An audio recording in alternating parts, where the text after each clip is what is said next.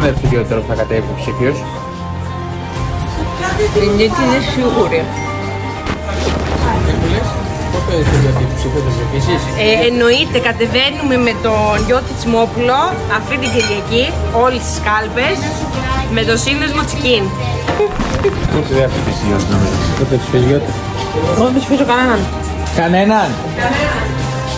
Θα το ψηφίσετε Γιώτη? Δεν το ψηφίζω τίποτα. Γιατί? Γιατί είναι πιο χοντρός από μένα και εμείς έχουμε τώρα τη συμπεντυπάθεια. Σε 5 χρόνια κατεβαίνω κι εγώ. Θα το περάσω το Με το ίδιο κίνημα? κίνημα αλλαγής υπέρ του χοντρών θα κάνουμε. Θα εκπλήσουν δικαίωμα οι χοντροί. Όσο πιο χοντρός είσαι θα παίρνεις επίδομα χοντρού. Θα το βάλω. 150 ευρώ το μήνα θα παίρνεις εξτρά. Φάε για να πάρεις. Το βαρός. Αυτά θα έχετε και τόσο γρήγορα θα παίρνουν το επίδομα. Αν δεν είσαι πάνω από 120.000 δεν παίρνεις όμως.